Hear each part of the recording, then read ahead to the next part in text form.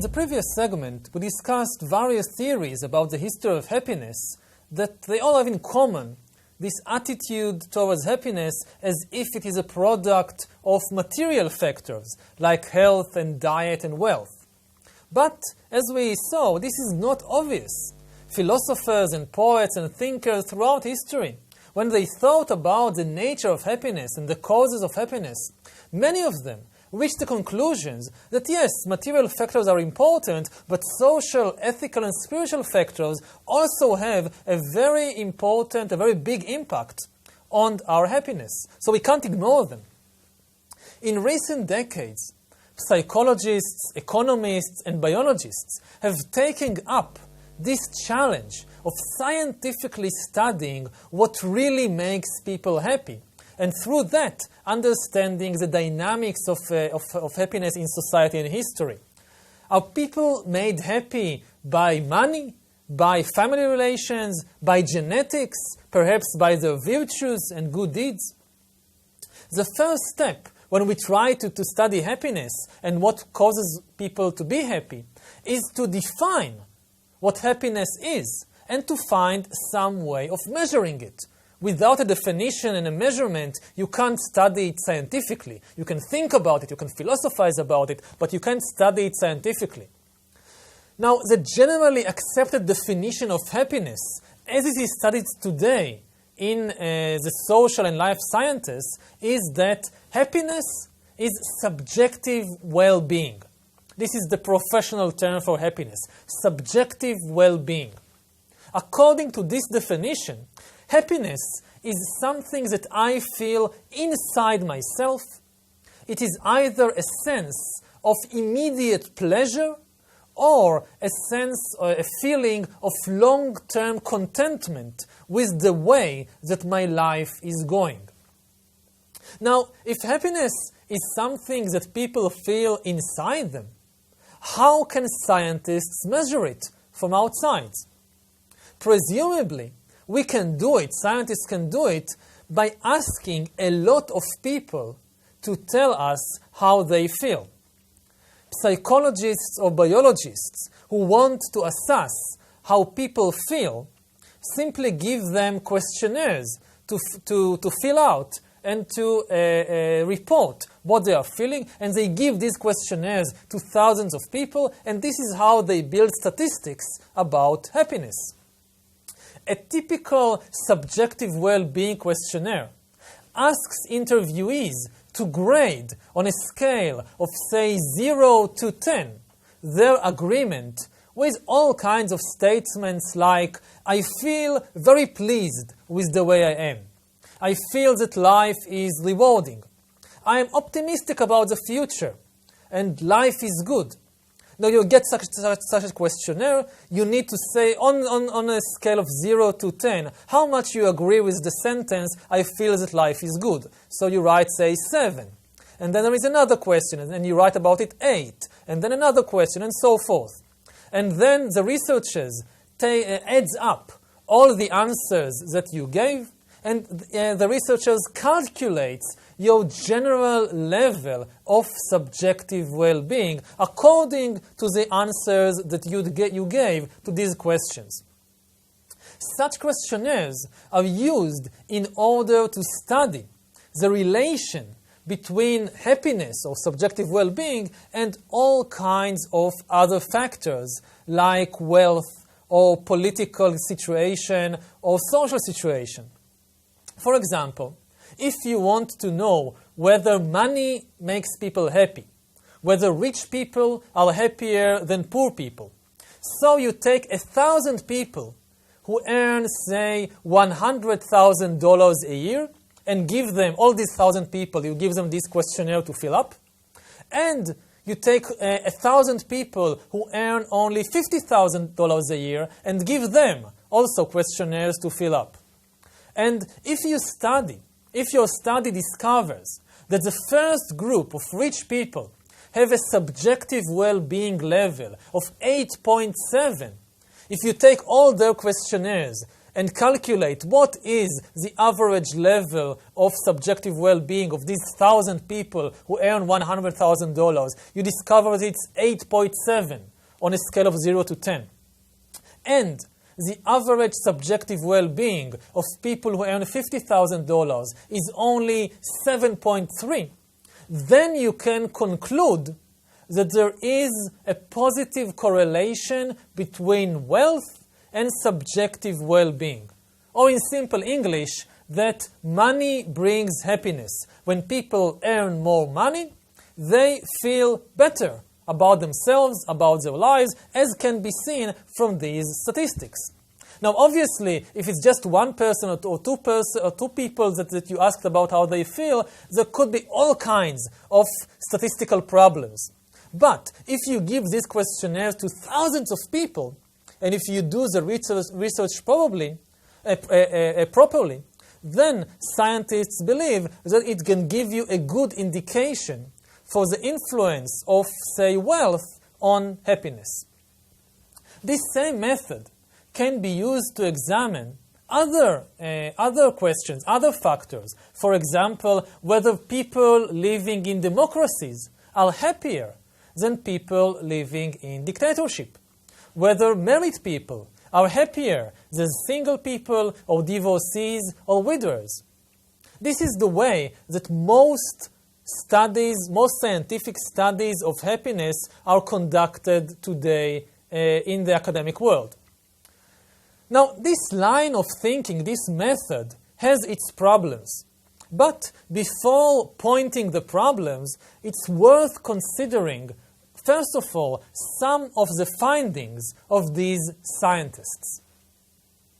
The most important finding of numerous dozens and hundreds of such researchers done over the last few decades, the most important conclusion is that happiness does not really depend on objective conditions of either wealth or health or even society.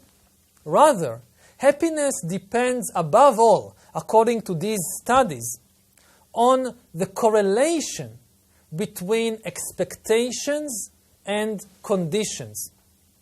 What does it mean? It means that you are happy not because your objective situation is X. You are happy because your expectations, whatever they are, get fulfilled. This is the important thing. If, for example, you dream about getting a bullock cart and you get a bullock cart, a wagon, then you're content. You got what you wanted. You're happy. If, on the other hand, you dream about having a brand new Ferrari and you get only a second-hand Fiat, then you are dissatisfied. Even though the Fiat car is much faster, much more sophisticated than the wagon, you are not happy with it because you're comparing it not with the wagon of your great-grandfather, but you are comparing it with the brand new Ferrari about which you are dreaming. And therefore you will be dissatisfied despite the improvement in objective conditions of transportation.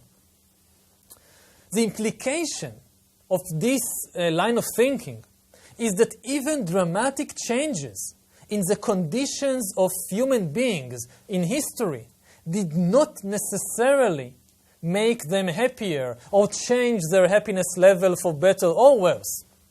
The problem is, or the basic mechanism of human satisfaction discovered by these studies is that when things improve, expectations balloon. You expect far more. And consequently, even dramatic improvement in objective conditions can leave us dissatisfied because we expect far more than before. When things deteriorate, when conditions are worse than before, then expectations, the expectations of people will tend to shrink. They expect less. And therefore, even a severe deterioration in conditions may leave you as happy as you were before, because your expectations got adapted to this new condition. And this implies that, for example, people in the Middle Ages were not necessarily much less happy than people are today. It's true that people in the Middle Ages had much more difficult living conditions in many respects than people today in the world. But the expectations of people in the Middle Ages were also very different from our expectations. Now, it's very hard for many people to accept this line of thinking. The problem is that when we try to imagine how people in the past felt, we inevitably imagine ourselves in their shoes. Not how they must have felt, but how I would have felt if I had to live under those conditions. And this is wrong because it forgets to take into account the change in expectations. The people in the Middle Ages did not live like us, but they did not have our expectations. Let's take a simple example. In modern affluent societies around the world today, it is customary for people to take a shower and to change their clothes every day. Medieval peasants, on the other hand, whether in Europe or China or the Middle East, went without washing, sometimes for many weeks and months, and hardly ever changed their clothes because they didn't have many clothes. Now for us, just thinking about living like that, without washing, without changing clothes, stinking, makes us feel very, very uncomfortable, just to think about it. But medieval peasants seem not to have minded so much. They were used to the feel and to the smell of a dirty shirt and a dirty body. It's not that they wanted to take a shower every day and change their clothes every day, but couldn't. They had what they wanted. They were content with what they had because they didn't expect such things. So at least as far as showers and clothing goes, even though they were far, far poorer than people today in affluent society, it doesn't mean that they were much more miserable. And this example, it shouldn't surprise us so much. After all, think, for example, about our chimpanzee cousins. Chimpanzees almost never wash themselves and never change their clothes. But they don't complain. They don't seem particularly miserable because they have to stay in the same dirty fur all day. Even closer to us, maybe you have a cat or a dog at home. Most cats and dogs never shower, or at least only once in a few years, and never change their clothes. Yet their owners pet and hug and even kiss them. So we don't expect the dog to take a shower every day, so we don't mind petting the dog and even kissing the dog who didn't take a shower. But with us, we expect people to shower every day. So if your spouse or if one of your family members doesn't shower for a month, you won't approach him or you won't approach her because they're stinking. But you're perfectly all right with it when it comes to dogs. An even more interesting thing to think about in relation to this is what happens with small children. Small children in affluent societies often don't like showering. And it takes sometimes years of education and fighting with their parents to discipline them and to make them shower every day. In many houses, there is every day some conflict about the child not wanting to take a shower, and the parents say, no, you have to take a shower before going to bed. Now, if taking a shower was such a wonderful thing, why would small children object to it? The fact is that taking a shower every day is not natural to human beings. It's not important for their happiness until they get used to it. Once they get used to it, once it becomes an expectation, I must take a shower every day, otherwise I feel dirty and stinking. Once you have this expectation, then it becomes important. Then if you don't get your shower every day, you will feel miserable, at least until you get used to your new condition. So this is the central importance of expectations for happiness and for the history of happiness.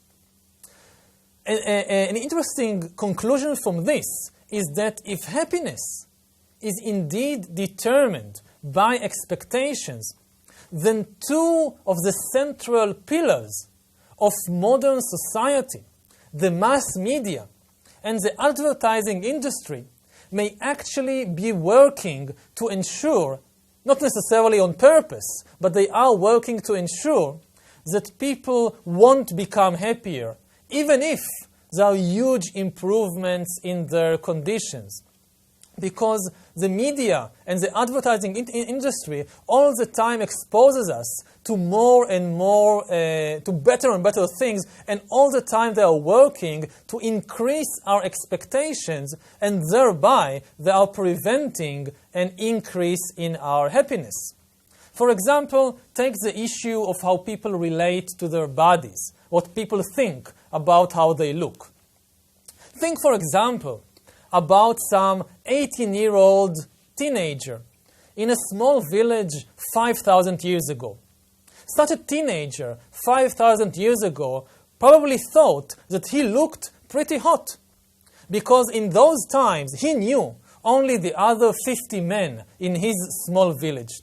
Most of these 50 men were much older than him, or they were scarred and wrinkled and suffered from some disease, or they were just small kids. So he thought, based on his acquaintance with the other 50 guys around him, that he looked pretty good. A teenager today is far more likely to feel that he doesn't look good enough, that he is inadequate. Because even if he personally is surrounded by other teenagers or other youngsters who don't look much better than him, he is exposed every day to movie stars and to athletes and to supermodels, which he sees every day on television and in giant billboards and on the internet and so forth, and he measures the way he looks compared to these models, not compared to the other 50 kids in his school or in his college. And therefore it's no wonder, and there are lots of studies about it, that the body image of people today is far lower than in the past. People are far less satisfied with the way they look today than they were 100 years ago or 1,000 years ago. This leads some scholars to argue this important issue of expectations and mass media and so forth, that even the discontent that we see today in the third world, in developing countries, is caused not merely by poverty and disease and corruption and political oppression, but perhaps most importantly, simply by their exposure to the standards of the developed world, of the first world. Take Egypt, for example. The average Egyptian enjoyed much better conditions under the rule of Hosni Mubarak than under the rule of any previous government in the history of Egypt. He was much less likely to die from starvation or plague or war under Hosni Mubarak than under Pharaoh Ramses II or Cleopatra. The material condition of the average Egyptian were never so good. Again, for example, the chance of an Egyptian woman to die while giving birth was smaller in the age of Hosni Mubarak than in any previous age in Egyptian history. The chances of a newborn baby in Egypt to reach adulthood without dying from some terrible disease on the way, they were much better in the days of Hosni Mubarak than in the days of any previous government in Egypt. Your chances of dying again from starvation or from war were much lower than in the Middle Ages or in the days of the pharaohs. Nevertheless, you would have thought that the Egyptians, in consequence, will go dancing in the streets, thanking Allah for their good fortune to be living under Hosni Mubarak and not in previous era. But as we all know, they were not very happy with it. They staged a revolution. They went to the streets in anger, toppling Mubarak from power, saying that they are not satisfied with their living conditions. even though their living conditions, at least with respect to objective measurements, were much better than in any previous era in history, at least since the agricultural revolution. This is because the Egyptians were dissatisfied because they were comparing themselves not to their ancestors hundreds of years previously, but to their contemporaries in Europe and America. The Egyptians did not expect to live like in the Middle Ages, and then they were very happy when their conditions were actually better. They expected to live like the people they see on television in America, and they were very dissatisfied when Hosni Mubarak could not provide such a standard of living. So this is the main finding of scholars in fields such as psychology and sociology and economics. Happiness depends on expectations. And because expectations adapt to conditions, happiness levels throughout history changed to a far smaller degree than we usually think. Maybe there are some changes, but they are not as big as the changes in human power. The question of happiness, however, has been studied by scholars in other fields, not only in the social sciences like psychology and sociology, but also by scholars in the life sciences like biology and medicine. And scholars in the life sciences studying happiness reached rather similar conclusions to the conclusions of the psychologists and the economists, but from a different approach, from a different perspective. Biologists argue that our mental and emotional world is governed by biochemical mechanisms that were shaped by millions of years of evolution. Like all other mental states, our happiness, our subjective well-being too, is not determined by external factors like our salary or our social relations or the political situation in the country. Rather, our happiness, according to the life sciences, is determined by a complex internal biological system of nerves and neurons and synapses in the brain and various biochemical substances such as serotonin and dopamine and oxytocin. These control our moods and even our joy or sadness, happiness or suffering.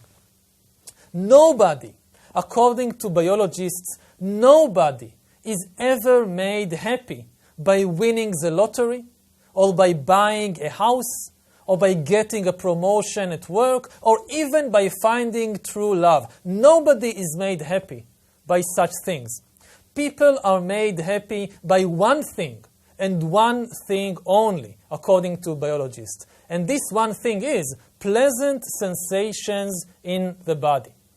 A person who has just won the lottery, or a person who has just met the love of his life, jumps from joy, not because he is reacting to the money or to the new lover, but because he or she are reacting to various hormones that are now going through their bloodstreams and reacting to the storm of electric signals flashing between different parts of the brain. This is what makes them jump from joy. And unfortunately, for all the hopes of creating heaven here on earth, our internal biochemical system is programmed by evolution to keep happiness levels relatively constant. Happiness and misery play a role in evolution only to the extent that they encourage or discourage survival and reproduction. Evolution has no inherent interest in happiness as such. It might not be surprising, therefore, that evolution has shaped us to be neither too miserable nor too happy. Evolution enables us, the biochemical system in our body, shaped by evolution, enables us to enjoy momentary rushes of pleasant sensations, But these never last long, or at least not forever. Sooner or later, the rush of hormones and the electrical signals in the mind and so forth, they change, and the pleasant sensations subside and give place to much more unpleasant sensations. For example, to give an example to this general principle, take the example of sex and orgasm. Evolution provided pleasant feelings of orgasm and other sexual feelings to males and also to females who spread their genes by having sex with fertile females. A male who has sex with a fertile female is rewarded by evolution with this pleasant feeling of an orgasm. If it was not so, if sex was not accompanied by pleasant sensations in the body, few males would bother about having it. I mean, what's the point? At the same time, evolution is not really interested in making these males happier. It's only interested in making them pass their genes on to the next generation. So it tempts them with these pleasant feelings, but the pleasant feelings quickly go away. If evolution really wanted, was really interested in happiness, then it would have designed males which have orgasms that last forever. But obviously this is not the case, because evolution is interested in survival and reproduction. And if orgasms lasted forever, then the very happy males who had them would simply die of hunger for lack of interest in looking for food, and in any case would not take the trouble for finding additional fertile females to carry their genes to the next generation. As a result, external events such as having sex or winning the lottery or being hit by a car can temporarily increase or decrease our happiness. But over the long run, the biochemical system of our body will tend to return us to square one, and in any case will not allow our happiness levels to increase or decrease beyond a certain threshold. Some scholars actually compare human biochemistry to a kind of air conditioning system that keeps the temperature constant no matter what happens outside, whether it's heat wave or snowstorm. Events might momentarily change the temperature, but the air conditioning system will always return the temperature to the same set point. Now, some air conditioning systems are set at 25 degrees Celsius. Other systems are set at 20 degrees Celsius. Similarly, the biochemical systems of different people are not the same. They differ from person to person. On a scale of, say, 0 to 10, some people are genetically programmed with a cheerful biochemical system that allows their mood to swing, say, between level 6 and level 10, stabilizing with time around level 8 of happiness. Such a person with a cheerful biochemical system will be quite happy, even if she lives in an alienated big city, even if she loses all her money in a stock exchange crash, and even if she is diagnosed with diabetes, she is likely to remain rather cheerful and satisfied. Other people are born with a gloomy biochemical system, a system that, say, swings between 3 and 7 and stabilizes with time at 5 on a scale of 0 to 10. Such a person is likely to remain depressed and dissatisfied, even if she enjoys the support of a very tight community, even if she wins millions in the lottery, and even if she is as healthy as an Olympic athlete, she is still likely to be grumpy and dissatisfied most of the time. Think for a moment about yourself, your friends, and your family members. You will probably familiar with just such people who remain relatively joyful and satisfied no matter what happens to them, And then there are other friends or family members who always seem to be dissatisfied and disgruntled, no matter even if they have all kinds of successes and lucky breaks. Most of us tend to believe that if we only changed our workplace, if we only got married, if we only finished writing that novel or that paper for college, if we only had the money to buy a new car or to repay the mortgage, then we'll be completely happy and satisfied. Yet, when we get what we desire, most of the time we don't seem to be any happier than before. Because buying cars and writing novels and so forth, they do a lot of things, but they do not change our biochemistry. They can startle it for a fleeting moment, but very soon the biochemical systems returns us to our set point. This is the biological approach to happiness, and if we accept this biological approach to happiness, that happiness is determined by our internal biological system, biochemical system, and not by events outside, then it turns out that history is simply not very important, at least not very important for human happiness, because historical events have very little impact on the structure of the human biochemical system, on the internal structure of our bodies and brain. History can change the external stimuli that cause, say, serotonin to be secreted in the brain. But history does not change the resulting serotonin levels, and therefore it cannot really make people happier than before. Compare, for example, a medieval French peasant to a modern Parisian banker. The peasant, back in the Middle Ages, lived in an unheated mud hut, looking upon the local pigsty. In contrast, the modern banker, his great-great-great-grandson, may go home to a splendid penthouse with all the latest technological gadgets and the wonderful view over the Champs-Élysées or the Eiffel Tower.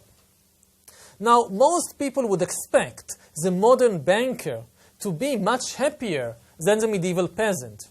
However, a man's happiness is determined by his brain, and the brain does not know anything about mud huts or penthouses or the Champs-Élysées. The only thing the brain knows about is all kinds of chemical substances like serotonin. When the medieval peasant completed building his tiny mud hut, brain neurons secreted serotonin, bringing it up to level X. When in 2013, the Parisian banker made the last payment on his wonderful super technological penthouse, brain neurons in the brain secreted a similar amount of serotonin, bringing it up again to a similar level X. Now, the brain of these two individuals is unaware that the penthouse is much more comfortable than the mud hut. The only thing the brain knows is that at present, the level of serotonin is X. What led to this level, the brain does not know. Consequently, if the banker and the medieval peasant have the same level of serotonin in their brain, they will be as happy as each other.